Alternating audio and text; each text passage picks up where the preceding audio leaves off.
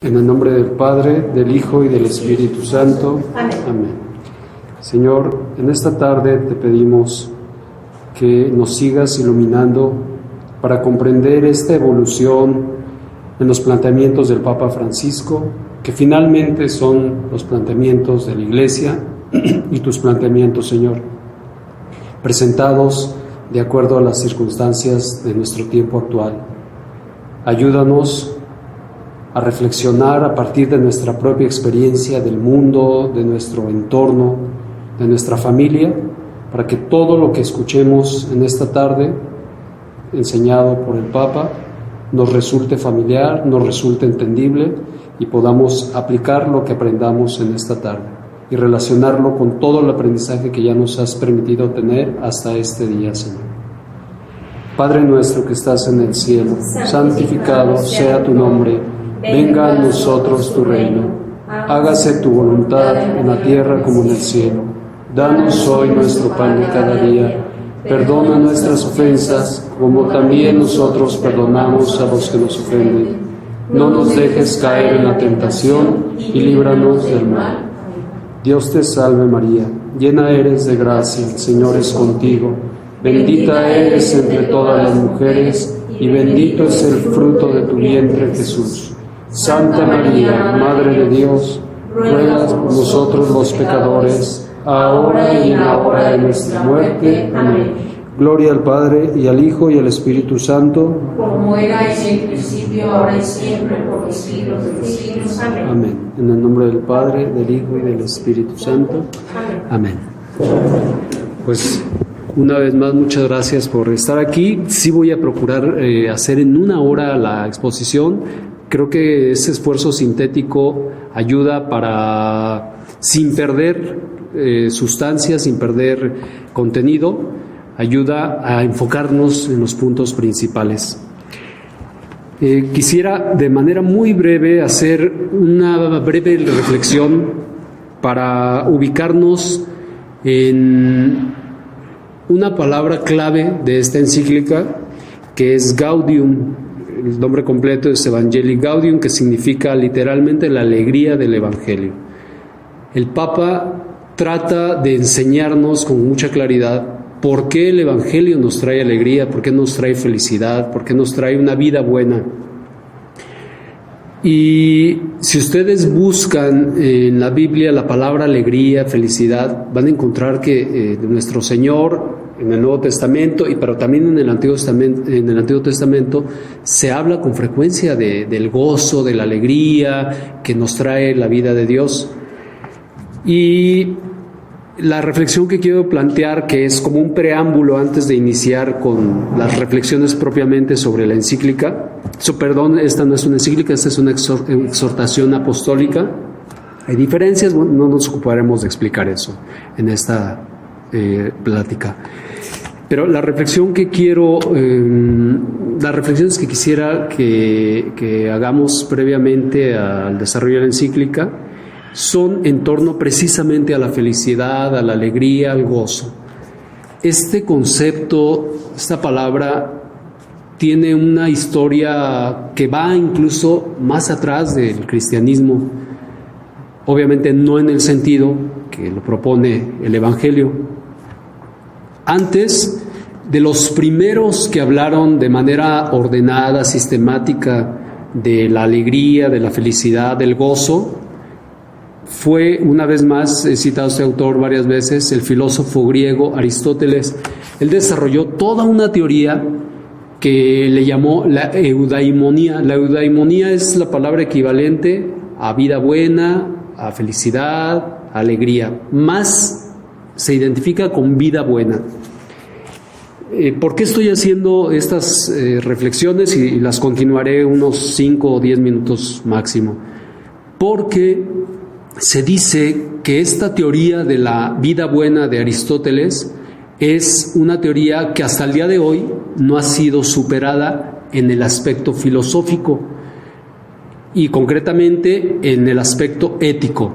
La teoría de la vida buena de Aristóteles es una teoría que propone a los seres humanos ciertas estrategias para tener una vida feliz en esta tierra. Él desarrolla esta teoría, Aristóteles, en un libro que se llama La Ética a Nicómaco, en la que Nicómaco era su hijo, en la que le enseña a su hijo qué hacer, qué virtudes desarrollar para tener una vida buena en esta tierra. Y le enseña cuáles son los elementos de una vida buena. Por ejemplo, varios de esos elementos son la salud. Tener una vida saludable, eso es parte de una vida buena. Tener cierta capacidad económica, material, para enfrentar las vicisitudes de la vida, para la alimentación, para el vestido, para tener una vivienda, etc. Ese equilibrio económico también es parte de una vida buena, según Aristóteles. ¿Qué otro elemento sería o es parte en esta teoría de la vida buena? La amistad. La amistad es muy importante para Aristóteles. El amor. Otro elemento importantísimo para él es propiamente el ejercicio de las virtudes, como la templanza, la fortaleza, desarrollar una serie de virtudes personales que me van a ayudar a estar bien en este mundo. Así, contiene una serie de elementos que de alguna manera el cristianismo los retoma en sus primeros tiempos vía, como ya lo expliqué la vez pasada, vía San Agustín y después vía Santo Tomás de Aquino, y llegan hasta nuestros días. Prácticamente tenemos un pensamiento cristiano, además en cuanto a la teoría de la vida buena o lo que es la felicidad, basado en Aristóteles, que se entremezcla con todas las ideas, las vivencias, los consejos que nos transmitió nuestro Señor Jesucristo. Pero hay un punto de quiebre que no se presenta en ninguna teoría. Además de la teoría de Aristóteles, hay otras teorías. Hay una muy, muy famosa que impulsó, que creó un pensador también griego, más o menos contemporáneo de Aristóteles, que se llamaba Epicuro. Epicuro dio lugar a una teoría que se conoce en su conjunto como epicureísmo, por su nombre. El epicureísmo, palabras más, palabras menos, sin querer aquí hacer una reflexión amplísima de las teorías de las que estoy hablando, pero en resumen, propone que la vida debe ser placentera. Así es, dio lugar al hedonismo. Desde antes de Cristo ya había planteamientos hedonistas. Por ejemplo, él decía en una carta a sus discípulos, que así se les consideraba discípulos de los filósofos, él les decía que un gran placer de la vida es poder comer, poder tener sexualidad, poder beber, por ejemplo, darse un baño en una tina con agua tibia y tomarse una copa de vino y fruta, etcétera. Es parte de una vida placentera. Se le ha un poco tergiversado a Epicuro sus planteamientos, porque él no decía que todo es placer, no. Él era consciente que la vida trae sufrimiento también, pero que hay que tratar de evitar el sufrimiento lo más posible. Esa teoría de Epicuro dio lugar a una corriente de pensamiento de la que también ya he hablado en 2 ocasiones, si no mal recuerdo, que se llama utilitarismo. Esa se desarrolló más en el siglo XVIII, XIX, por personajes, sobre todo ingleses, uno que se llama John Stuart Mill y otro que se llama Jeremías Bentham. Y ellos dicen que el ser humano se mueve generalmente por 2 pulsiones: la evitación del sufrimiento y la búsqueda del placer.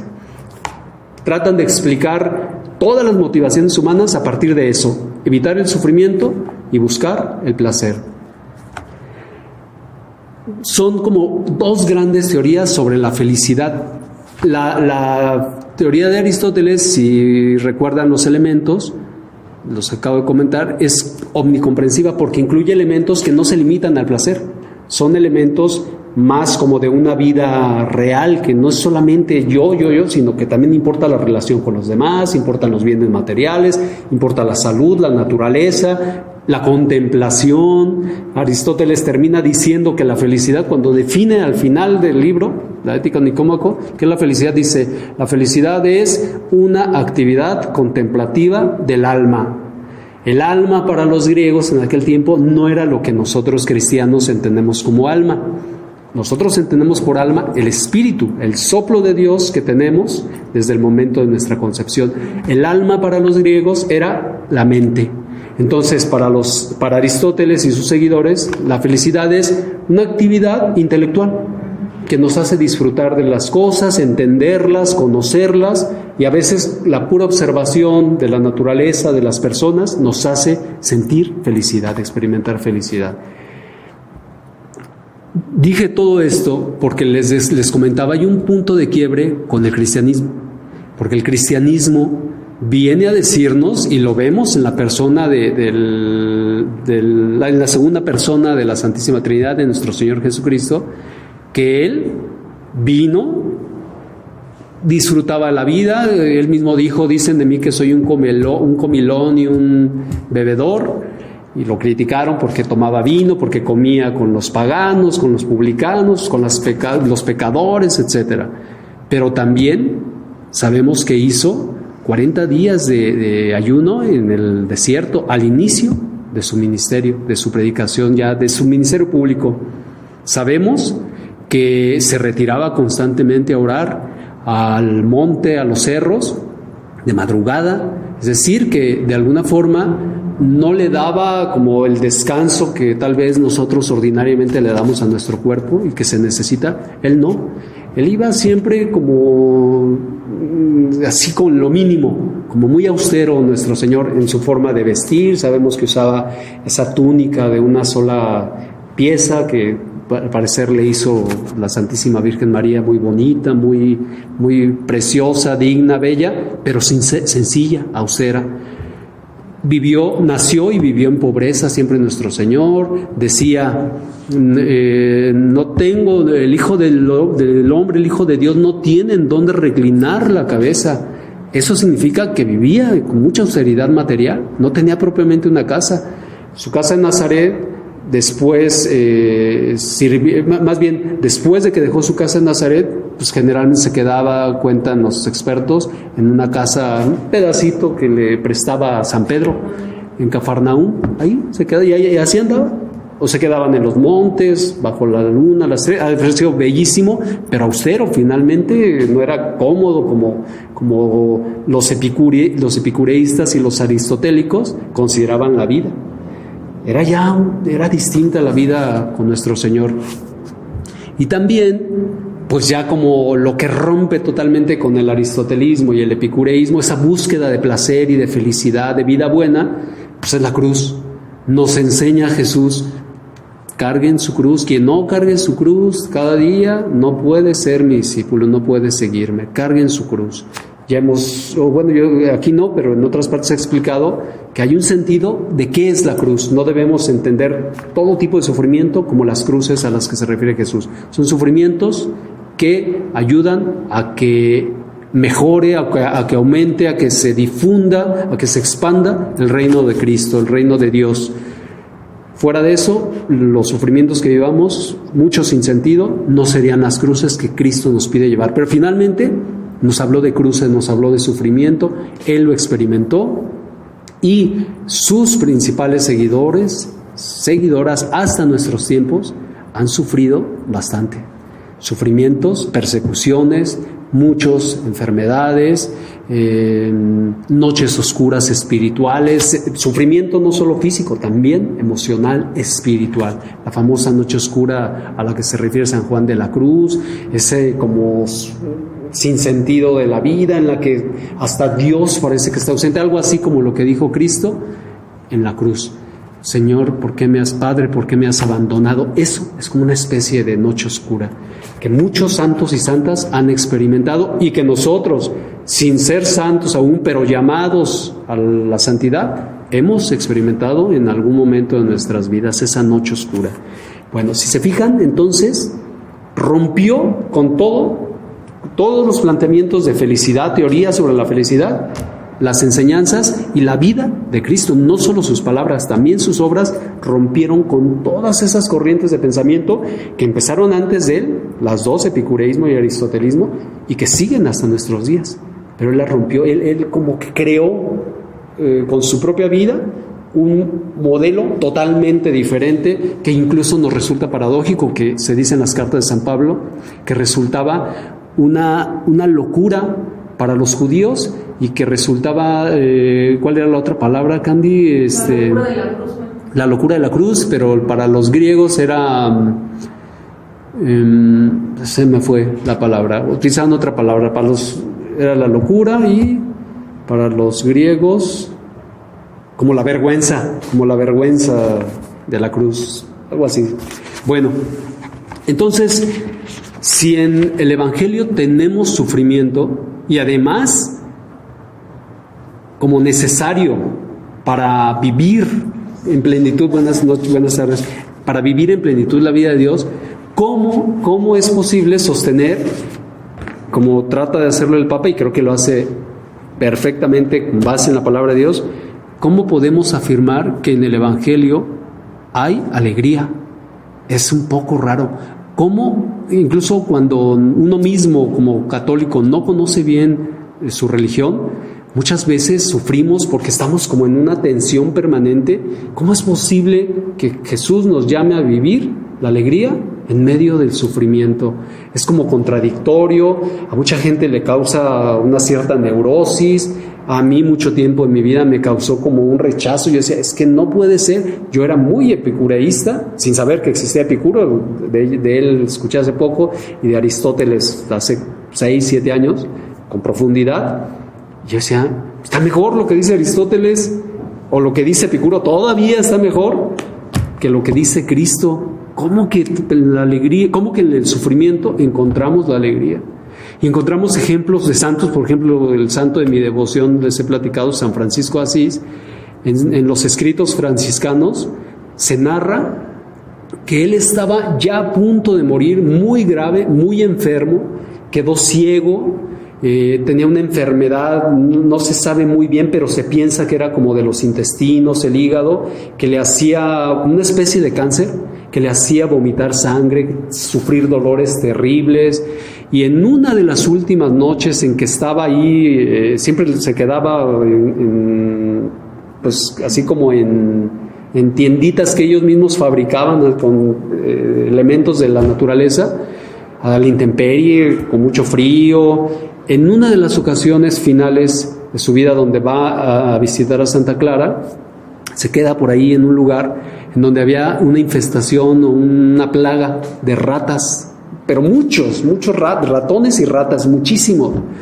Y en la noche, pues él está con sus dolores, muriéndose como de esa especie de cáncer estomacal del hígado, y ciego, le dolían mucho sus ojos también. Le intentaron hacer una cirugía y le atravesaron, así era como se hacía, se enfrentaban a esas situaciones de los ojos, les metían fierros candentes por aquí, por las sienes, como para tratar de liberarles como presión, y entonces ya muchos recuperaban la vista, pero era horrible, era dolorosísimo. Pues estaba en esas circunstancias San Francisco, y él cuenta, él lo narró y lo escribieron, que en su peor agonía, en esos momentos tan terribles, empezó a escuchar violines celestiales. Él los describe así, violines celestiales que nunca él pudo haber escuchado en la tierra. Estaba en la tierra, en un estado normal. Él escuchaba violines bellísimos, que además le calmaban el sufrimiento físico. No solo espiritualmente le daban gozo, sino que le calmaban el sufrimiento físico. Y así hay historias, hay varias de San Francisco, pero hay de otros santos que sufrieron también muchísimo. Bueno, él recibió los estigmas, fue el primer santo que recibió los estigmas de nuestro Señor Jesucristo, con unos dolores también terribles, y que dicen que le dolía y le sangraba siempre. Pero él era como una llaga completa por tanto dolor, tan sufrimiento, pero siempre estaba feliz y siempre sonreía y daba lo mejor y no se quejaba y siempre estaba alabando a Dios. De hecho, en el final de su vida compuso el canto de las criaturas ya estando bien enfermo, un canto bellísimo el que hablamos en la vez pasada, y justo poquito antes de morir le agregó la última estrofa en donde alaba a Dios por la hermana muerte corporal. O sea, le dio gracias a Dios por la hermana muerte corporal, a pesar de que le estaba trayendo tanto sufrimiento. ¿Cómo se explica eso? No hay una explicación racional, no hay una explicación filosófica, porque ya vimos que las principales tendencias son buscar placer, felicidad, acomodar el lugar y evitar el sufrimiento. Estas eran las pequeñas reflexiones que quería hacer y dejo la pregunta abierta. ¿Cómo se puede encontrar felicidad en panoramas tan duros como los que han vivido a lo largo de la historia? Hemos vivido, tal vez unos no tanto, pero mucha gente sí, los seguidores de nuestro Señor Jesucristo. Se cuenta, por ejemplo, también me acordé de los mártires. Cuando entraban al Coliseo Romano, dicen que entraban cantando, ya llegamos los que venimos a morir. Llegaban cantando y con una felicidad que de hecho su alegría, que se manifestaba en sus caras, en sus rostros, en sus ojos, en sus expresiones, no era una resignación apretada no, era verdadera, hacía que miles, cientos de los que estaban ahí presenciando su sacrificio se convirtieran. ¿Cómo? Hay una frase que no recuerdo de quién es, que dice que la sangre de los mártires fue semilla de cristianos. Ajá, sí. Fue semilla de nuevos cristianos, o sea, justamente por eso que tú mencionas de qué comen estos, sí, de qué se alimentan, ¿Quién los hace estar así? ¿Por qué? Sí. ¿Por qué ese éxtasis en mitad de la muerte y una muerte atroz? Uh-huh. Pues es que Sí. es Cristo y morir una ganancia. Así es, como decía San Pablo. Y también en otra parte, creo que es en la misma carta a los Romanos, dice San Pablo que a propósito del sufrimiento, dice una frase similar, ahorita me voy a acordar, muy potente, que dice: no, ¿cómo es posible que alguien pudiera decir que estaba feliz esperando la vida? Ya me acordé, es la del miedo, que gracias a Cristo fuimos liberados del miedo de la muerte, del miedo a la muerte, que era la principal estrategia o herramienta que utilizaban antes de que se conociera a Cristo para controlar a las sociedades, a las personas. El miedo, que te voy a matar. Viene Cristo y les dice: pues no importa que los maten porque hay una vida mucho mejor que esta. La gente empieza a perder el miedo, empiezan a experimentarse no sé qué cosas, qué experiencias místicas, que se rompe el miedo a la muerte. Y a eso estamos llamados nosotros. Entonces, ya cuando logras llegar al estado de haber perdido el miedo a la muerte, porque sabes que te espera una vida mejor sin haberla visto, más que haber escuchado de ella a través de nuestro Señor Jesucristo, estás literalmente del otro lado. Nos volvemos, dice un fraile, indestructibles.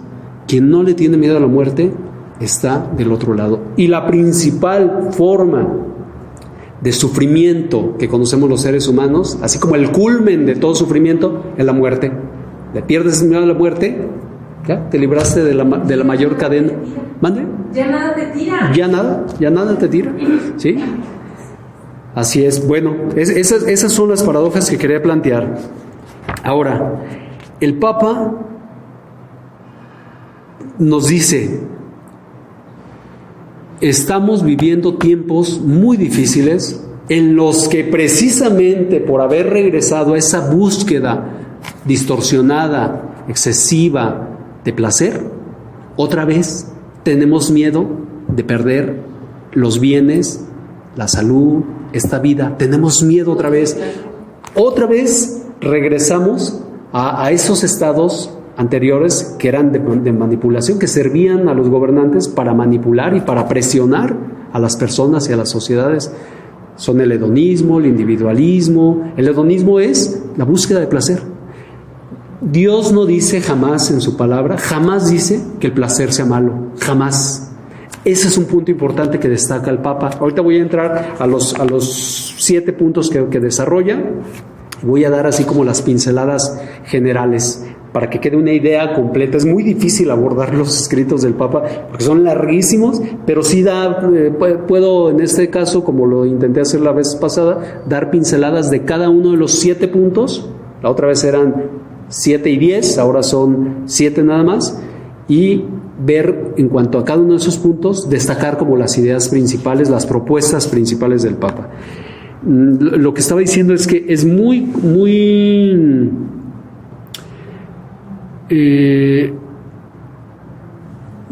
notorio que estamos regresando a esas fases iniciales de la humanidad en las que no importaba Dios, no importaba la vida, no importaba una felicidad profunda. Lo que importa es como un gozo muy superficial, un placer muy superficial.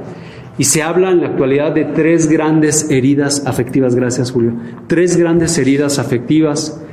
José Ignacio Munilla, un obispo de España, de San Sebastián, dice que hay 3 heridas afectivas en nuestro tiempo que están causando muchos problemas. De alguna manera, el Papa las menciona, aunque no así puntualmente las 3, pero sí las desarrolla. Más bien Munilla pues, se ha alimentado de los escritos del Papa y de los papas anteriores. Son el narcisismo, una búsqueda excesiva de mí mismo, en la que si no me encuentro conmigo mismo, así como en una búsqueda enfermiza, no me siento bien. Entonces, me busco tanto a mí mismo que ya no busco la relación con los demás. Y eso me tiene enredado como en la búsqueda de mis propios gozos, mis propios placeres. Sí. Esa sería la primera, el narcisismo. Sabemos que es como una especie de egoísmo, de nada más vernos a nosotros mismos. Egoísmo extremo. Extremo, al extremo, al máximo. La segunda herida afectiva es el pansexualismo. Buscar el placer, prácticamente concentrarlo o centrarlo en lo sexual, nada más. Esa es una idea que está muy arraigada, que nos dejó sobre todo en nuestros últimos tiempos, en los últimos siglos, Sigmund Freud. Él desarrolló su teoría psicoanalítica diciendo que los seres humanos nos motivamos y nos movemos, todo lo que hacemos es por la búsqueda de placer sexual. Prácticamente todo está relacionado con la sexualidad. No está del todo mal Sigmund Freud, sí hay mucha fuerza en la sexualidad porque Dios la hizo para la procreación, tenía que ser un impulso muy fuerte para que hubiera procreación, pero no es todo.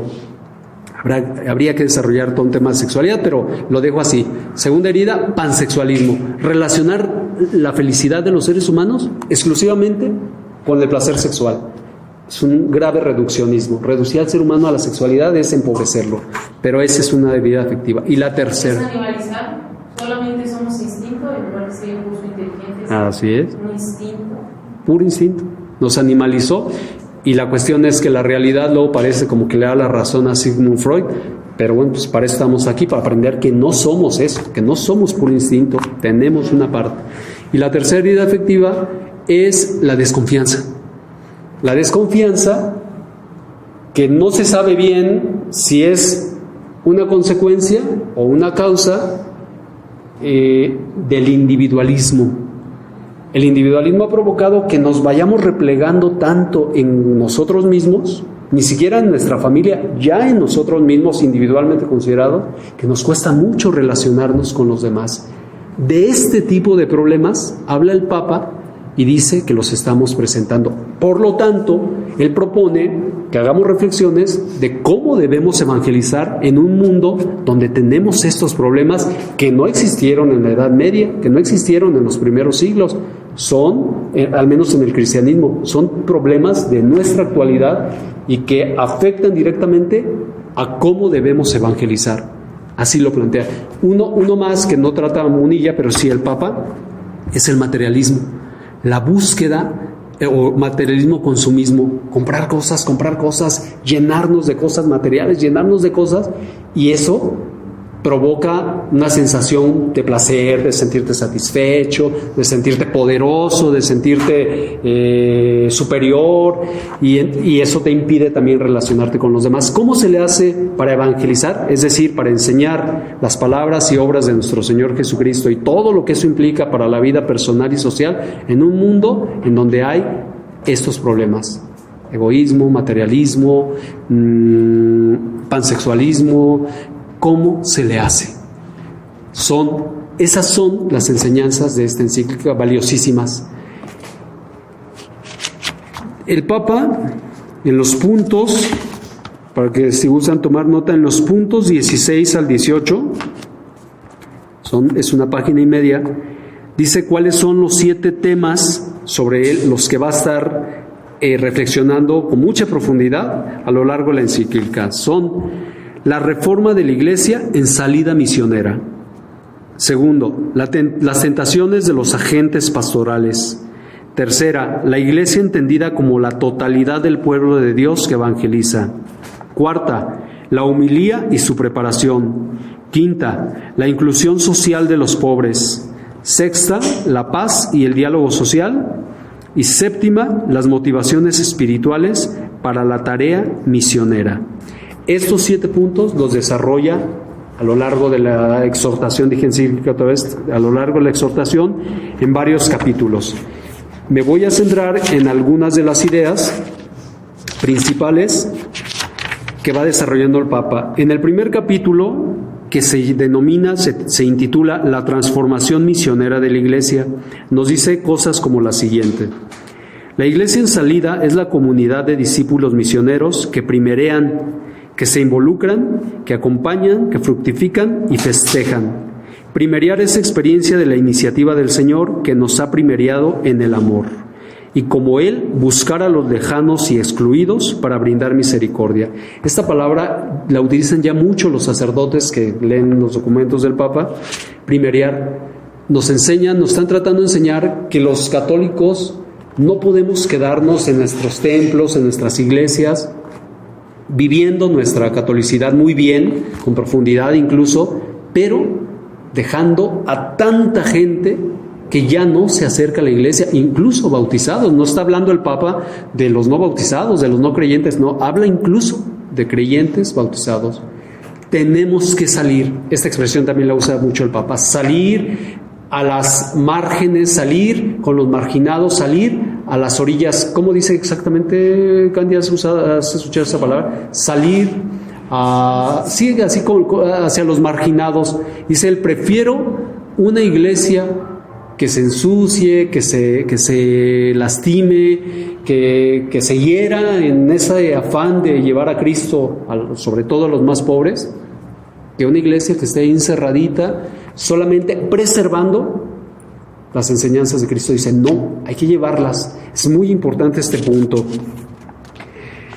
Dice, sueño con una opción misionera capaz de transformarlo todo, para que las costumbres, los estilos, los horarios, el lenguaje y toda estructura eclesial se convierta en un cauce adecuado para la evangelización. Hay que reformar estructuras para que la pastoral pueda entenderse en un sentido, que se procure que todas las estructuras se vuelvan más misioneras, ya no estar encerrados, ya no, salir. ¿Salir a dónde? Vamos a ver después, a las universidades, salir a los ambientes laborales, a los ambientes familiares, porque muchísimas veces es nuestra propia familia en donde más evangelización se necesita. Todos los ambientes en los que vivamos, ahí hay que llevar a nuestro Señor, con obras y con palabras, con ambas cosas. Un punto importante, aquí lo destaqué, es, habla él de una sana descentralización de las propias estructuras de la iglesia. Él dice, pues, que una iglesia así como centralizada en Roma no puede entender lo que está pasando en Latinoamérica, que es diferente a lo que está pasando en África, que es diferente a lo que está pasando en Europa, que es diferente a lo que está pasando en Asia. Y además, lo que está pasando, por ejemplo, en Latinoamérica, esto no lo dice el Papa, lo estoy yo extendiendo, esta explicación del Papa, no es igual lo que pasa en Brasil, que no se sepan que Brasil y México somos los dos países de Latinoamérica en donde oficialmente habemos más católicos, Brasil y México. No es igual que en países en donde ya ha pasado la fuerza de cierta ideología comunista, socialista, que va desmembrando las estructuras eclesiales. Por ejemplo, Chile, Uruguay, No es la Venezuela en nuestros tiempos, no es la misma situación de las iglesias particulares de Venezuela a las iglesias de México. Hay necesidades distintas que cada iglesia local debe tener en cuenta para diseñar estrategias de evangelización propias y adecuadas para esa iglesia local. Eso es muy importante. No así como hacer uniforme toda la evangelización, los métodos de evangelización, porque no funcionarían. No nos puede funcionar. Lo mismo que a los canadienses, a los mexicanos, o lo que se hace en Francia, que funciona en Estados Unidos, no. Hay que tomar en cuenta esas diferencias. Esa es una riqueza de esta encíclica. Insiste mucho sobre eso el Papa. Otro punto clave. El anuncio del Evangelio se debe concentrar en lo esencial, que es lo más grande, lo más atractivo y al mismo tiempo lo más necesario. ¿Qué es lo más esencial? El Papa lo dice de forma muy sencilla. Enseñar 4 cosas, el querigma. Enseñar que Dios nos ama, que hemos pecado, que Cristo, segunda, que hemos pecado, tercera, que Cristo con su muerte, su encarnación, muerte, vida, muerte y resurrección, nos vino a redimir y a salvar de ese estado de pecado, para retomar desde aquí, desde esta tierra, la gracia y la vida sobrenatural que Dios tiene preparada, pero que comienza aquí. Y cuarto, responder con fe, con nuestra fe, a ese regalo de la redención que vino a ser nuestro Señor. Esas 4 cosas debemos enseñar. Fíjense qué poquitas son. Luego nos llega a suceder a los católicos, sobre todo cuando estamos en proceso de formación, que no sabemos ni por dónde están las enseñanzas de nuestro Señor y andamos enseñando cosas, por ejemplo, de justicia social y cosas sobre el crecimiento espiritual y así muchas cosas que son también parte de las enseñanzas de Cristo, pero que sin perder la integridad tenemos que ir reduciendo a lo esencial, que son esos 4 puntos. Los repito, son claves estos 4 puntos. Dios te ama, Dios nos ama, hemos pecado los seres humanos, le hemos fallado a Dios, lo hemos ofendido a ese amor, le hemos fallado a ese amor. Tercero, Cristo con su vida, su encarnación, su vida, su muerte, su resurrección, vino a rescatarnos, vino a redimirnos. Y cuarto, deberíamos, por amor, por gratitud, devolverle con nuestra fe la alabanza a Dios. Esos son los 4 puntos básicos. Si eso lo logramos, si lo tenemos presente y lo logramos enseñar, con los estilos que sea, vamos a ser efectivos. Si nos dispersamos y enseñamos todo tipo de cosas, luego corrientes de pensamiento que se derivan de la religión, por ejemplo, una que ya incluso ha sido muy criticada dentro de la Iglesia, se ha objetado con razones muy fuertes, que es la teología de la liberación. Por ejemplo, a mí me gusta, como a ti, mucho el tema de la justicia social, que la gente tenga que comer, que haya justicia material, que haya cierta equidad económica. Yo soy muy partidario de eso, pero eso ya se degeneró en América Latina, precisamente en Brasil, con un franciscano, Leonardo Boff, que era uno de los mejores sacerdotes católicos. Ya se retiró, ya se casó y bueno, muy respetable el señor, pero desarrolló junto con otros sacerdotes latinoamericanos que también ya se salieron de la iglesia, lo que se llama teología de la liberación, que es como una interpretación marxista de Carlos Marx, una interpretación marxista del Evangelio. Y entonces ya no es Evangelio, ya es como una interpretación del Evangelio a la luz de Carlos Marx. Fue una mezcolanza terrible que no genera ni siquiera los efectos positivos de generar justicia, trabajo, etcétera. Pero hay una enseñanza de la doctrina social católica sobre la justicia entre los seres humanos, justicia material, económica. Esa es muy sana. Es a donde se incrustarían los 4 puntos que mencioné. ¿Dónde incrustaría? Dios nos ama. Claro, en el primero, creo que en otro. ¿Por qué? Porque Dios nos ama e hizo la creación para que todos tuviéramos lo necesario para vivir con dignidad. Es una manifestación de su amor, la creación, pero también está en el tema del pecado. Porque por el pecado hemos fallado, hemos concentrado los bienes, hay gente egoísta que no quiere compartir, que quiere concentrar todo. Eso es producto del pecado, y las injusticias sociales, muchas, bueno, casi todas, no casi todas, corrijo, todas las injusticias, su origen más profundo es el pecado. Es el corazón humano ambicioso, avaro, que quiere concentrar todo en unas cuantas manos. Pero también se manifiesta en la resurrección de nuestro Señor Jesucristo, en su muerte y resurrección. ¿Por qué? Porque Él nos quiere redimir, no solamente espiritualmente, también nos quiere redimir en el plano estrictamente material. Él quiere que haya justicia. Por eso, cuando se reúne con Zaqueo, que era el jefe de los publicanos, que cobraban, que empobrecían a la gente en aquel entonces, viendo a Jesús siendo tan amoroso, habiéndose dignado de ir a su casa siendo un gran pecador, él dice: voy a restituir todo lo que le he robado a los pobres, y de lo que no les he robado, que yo me gané como dignamente, también les voy a dar. Cristo produjo un cambio que tiene que ver con ese anhelo de justicia que todos los seres humanos tenemos. En lo material también Cristo nos redimió. No solo redime nuestro espíritu, nuestra mente, no, también redime el mundo materialmente. Quiere que haya justicia, y nosotros somos sus instrumentos para promover esa justicia material también.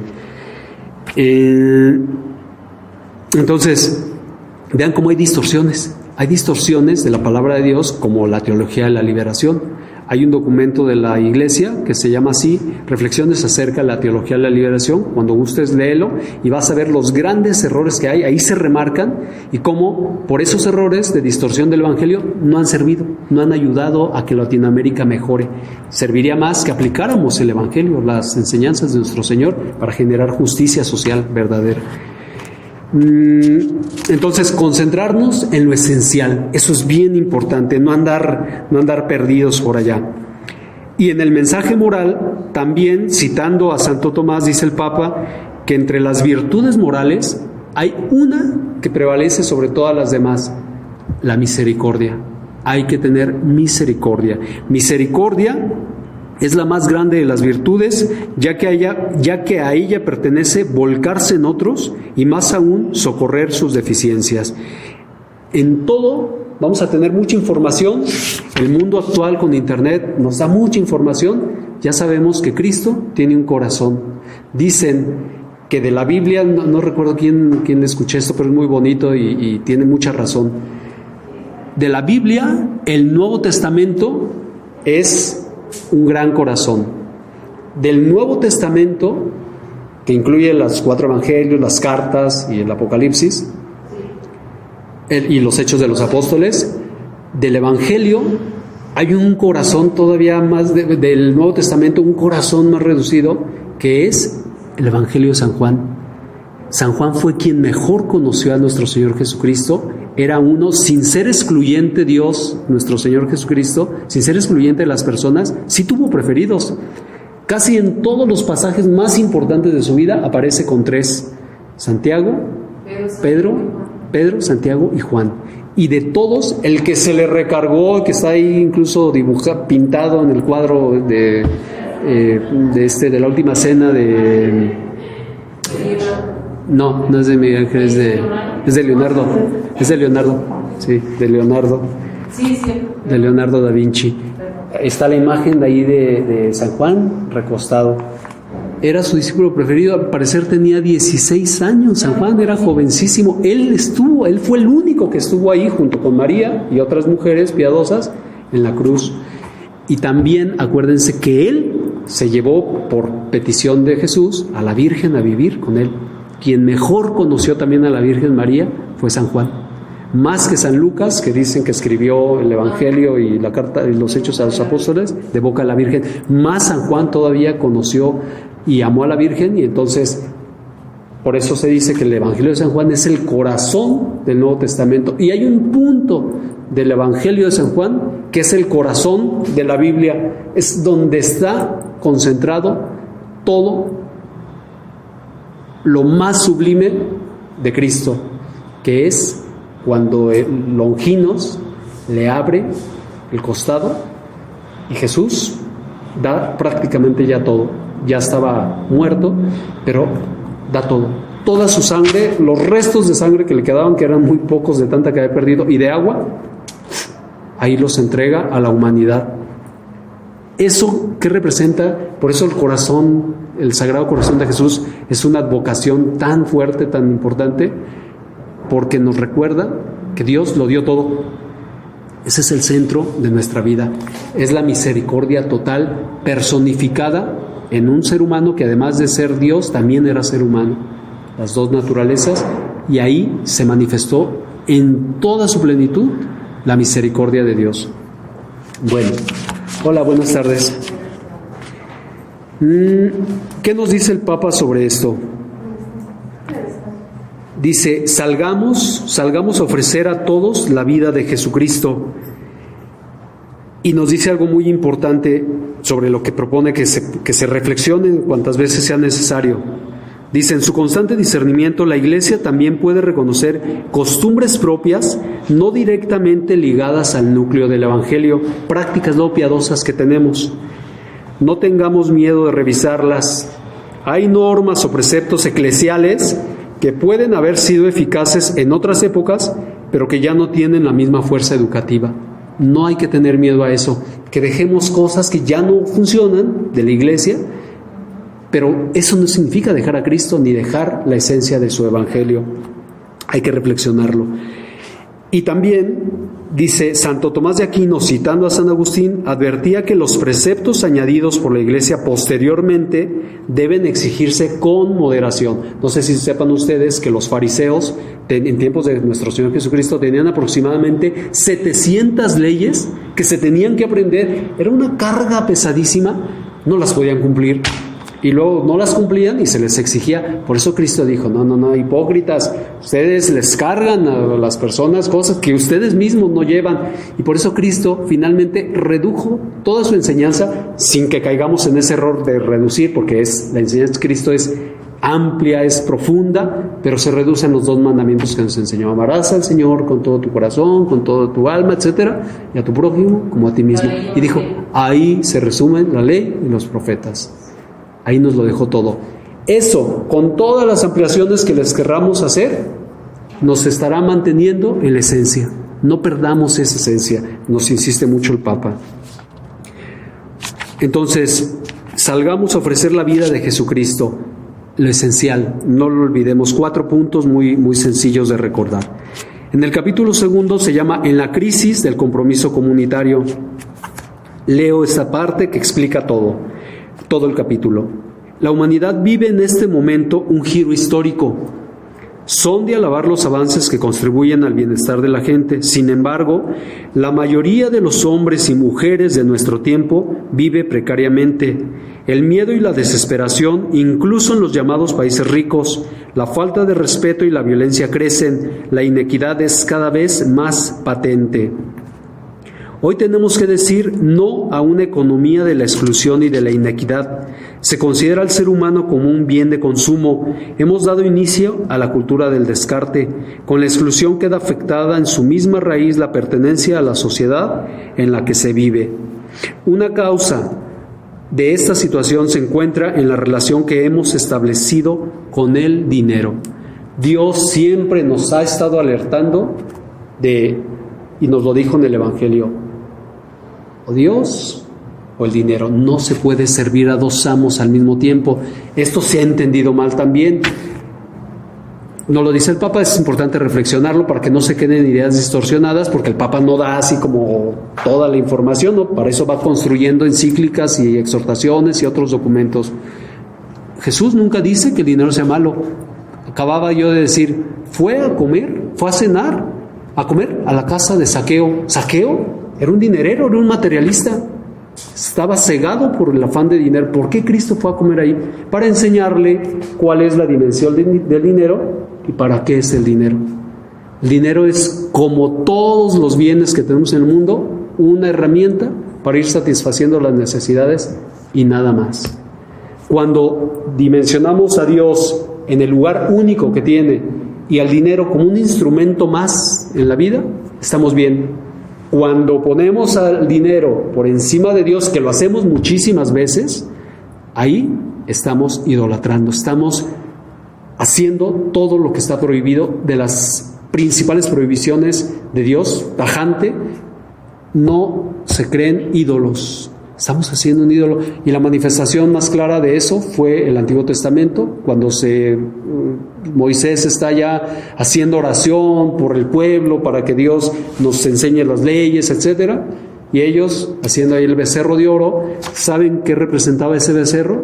Para los judíos, los becerros de oro y el becerro en general tenía un significado material, económico. Significaba prosperidad. Ellos querían prosperidad material en lugar de esperar las leyes de Dios. Pusieron al dinero, a la prosperidad material, por encima de Dios. Dice en alguna parte, no me acuerdo si es Papa Francisco, ayer lo vi, no quiero mentir, pero muy bonita la reflexión. Cuando buscamos primero la añadidura y luego el reino, nos equivocamos, invertimos los papeles. Primero se busca el reino de su justicia y todo lo demás viene por añadidura. No sé si ustedes lo han sufrido en su propia casa, pero como abogado yo he visto muchas veces la destrucción de personas y de familias enteras que eran muy unidas por el dinero. Antepusieron a Dios al dinero. Eso es un riesgo latente. Y el Papa en este capítulo está insistiendo, primero Dios, el dinero, cuidado con la relación con el dinero, tengan cuidado. Porque además eso afecta